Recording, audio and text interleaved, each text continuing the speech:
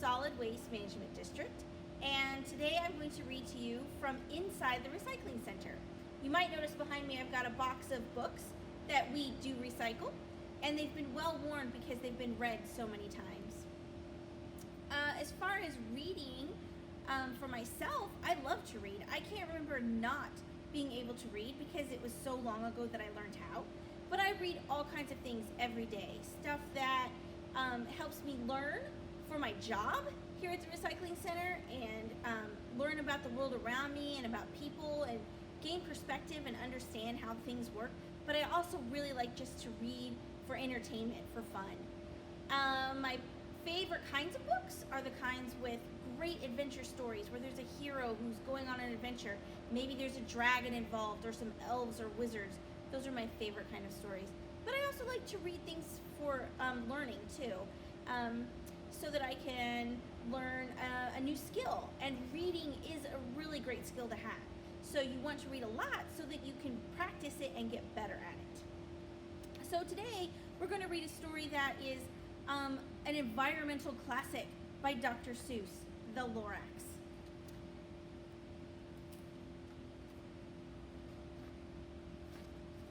There's some tricky words here in the Lorax, so we'll see how well I can do.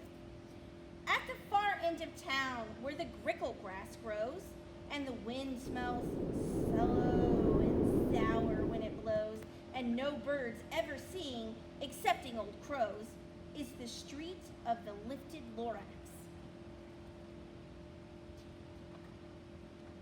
And deep in the grickle grass, some people say, if you look deep enough, you can still see today, where the Lorax once stood, just as long as it could, before somebody lifted the Lorax away. What was the Lorax? And why was it there? And why was it lifted and taken somewhere? From the far end of town, where the grickle grass grows. The old Onceler still lives here. Ask him, he knows. You won't see the Onceler. Don't knock at his door. He stays in his lurkin on top of his store. He lurks in his lurkin, cold under the roof, where he makes his own clothes out of myth-muffered moof. Those are pretty silly words. On the special dank midnights in August, he peeks out of the shutters, and sometimes he speaks and tells how the Lorax was lifted away. Perhaps he'll tell you if you're willing to pay. On the end of a rope, he lets down a tin pail, and you have to toss in 15 cents and a nail, and the shell of a great-great-great-grandfather's snail. Then he pulls up the pail, makes a most careful count to see if you've paid him the proper amount. Then he hides what you've paid him away in his snub, his secret strange hole in his gruvulous glove. Then he grunts, I will call you by whisper-ma-phone, for the secrets I tell are for your ears alone. Down slups the whisper-ma-phone to your ear, and the old Onceler's whispers are not very clear, since they have to come down through a snurgly hose, and he sounds as if he had smallish bees up his nose. Now I'll tell you, he says, with his teeth sounding gray, how the Lorax got lifted and taken away. It all started way back, such a long, long time back. Way back in the days when the grass was still green and the pond was still wet and the clouds were still clean, and the song of the swoomy swans rang out in space, one morning I came to this glorious place, and I first saw the trees, the truffula trees, the bright-colored tufts of the truffula trees, mile after mile in the fresh morning breeze.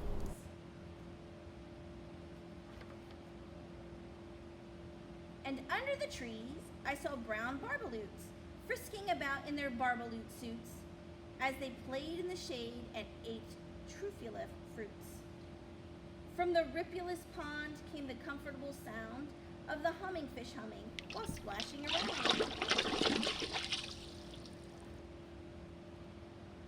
But those trees, those Drusilla trees. All my life I'd been searching for trees such as these. The touch of their tufts was much softer than silk, and they had the sweet smell of fresh butterfly milk. I felt a great leaping of joy in my heart. I knew just what I'd do. I unloaded my cart. In no time at all, I had built a small shop. Then I chopped down a truffula tree with one chop, and with great skillful skill, and with great speedy speed, I took the soft tuft, and I knitted a thneed.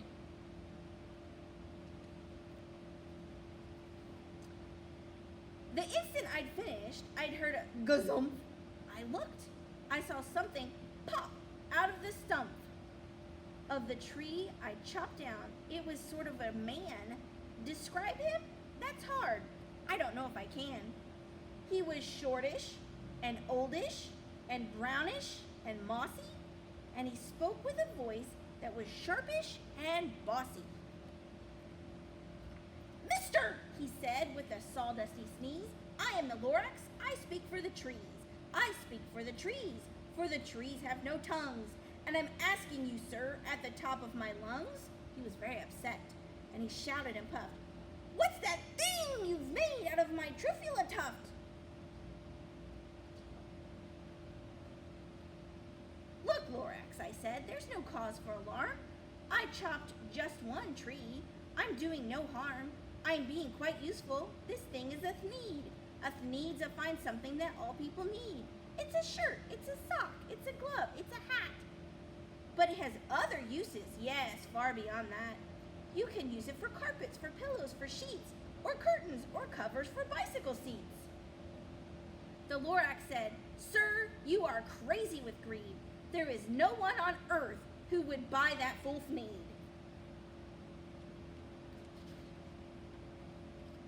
But the very next minute I proved he was wrong, for just at that minute a chap came along, and he thought that the thneed I had knitted was great.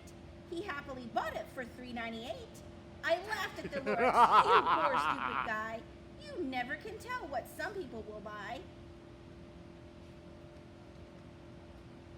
I repeat, cried the Lorax, I speak for the trees. I'm busy, I told him. Shut up, if you please.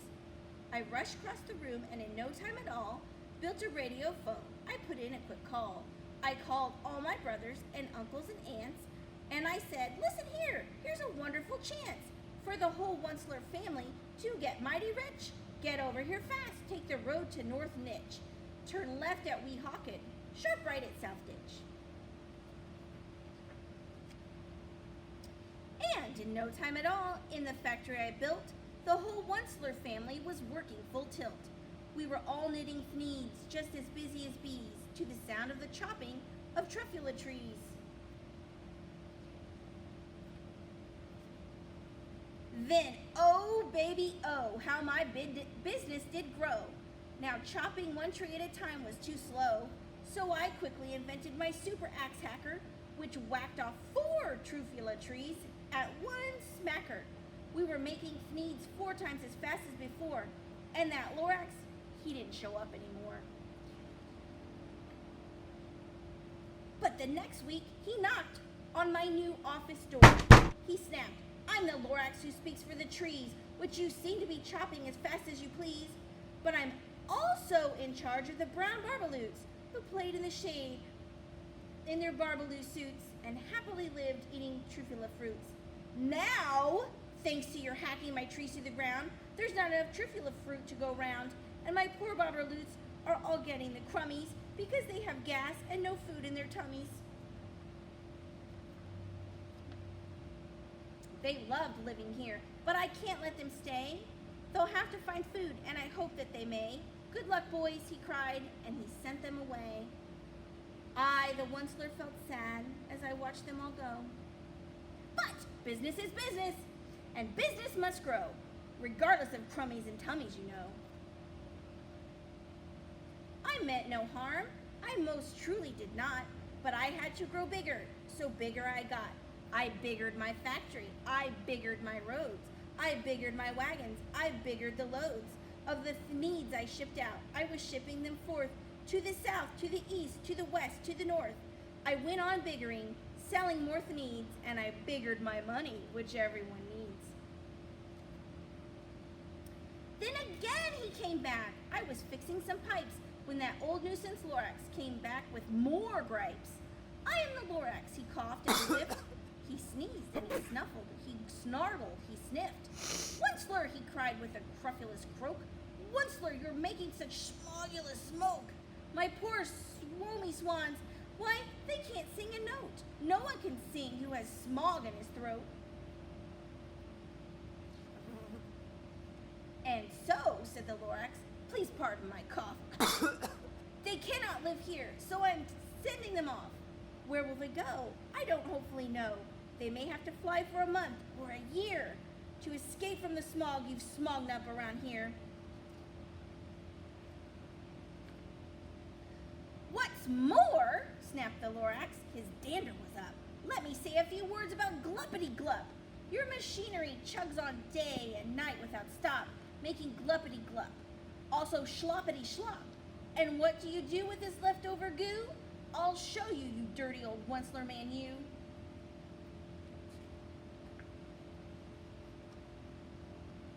You're glumping the pond where the humming fish hummed.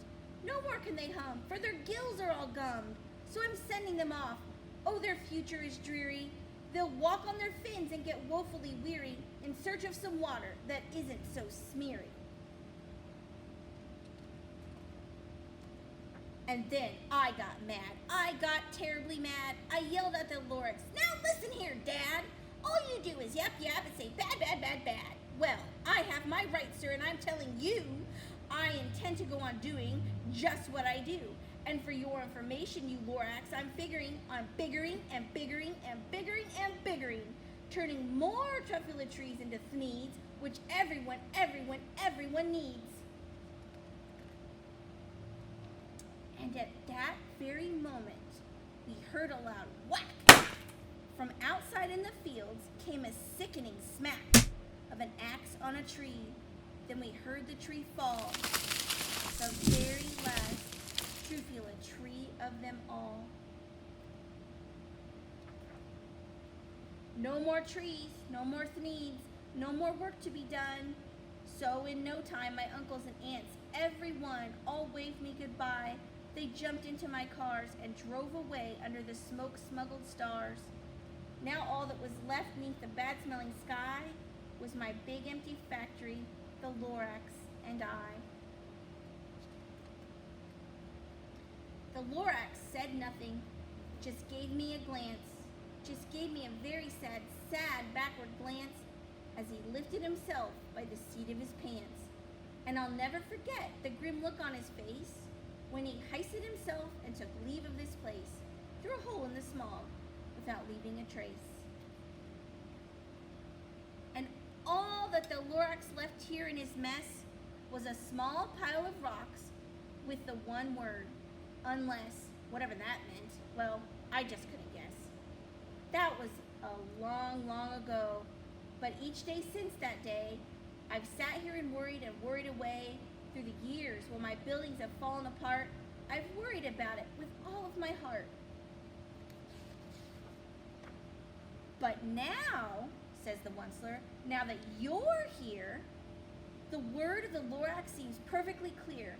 Unless someone like you cares a whole awful lot, then nothing is going to get better. It's not. So, catch, calls the Once,ler. He lets something fall. It's a truffula seed. It's the last one of all. You're in charge of the last of the truffula seeds, and truffula trees are what everyone needs. Plant a new truffula, treat it with care, give it clean water, and feed it fresh air. Grow a forest, protect it from axes that hack. Then the Lorax and all of his friends may come back. And that's the end of the Lorax. That had a lot of tricky words in it, and I even practiced, and I still kind of mess some of them up. But that's what you have to do. You have to practice reading, and the more you read, the better you will get. And maybe you have to find a book that you really like and just read it over and over and over again until you can do it without making mistakes. But it's okay to make mistakes too. You just have to keep practicing and reading, and your skill at reading will get better every day. So thank you for listening to our story.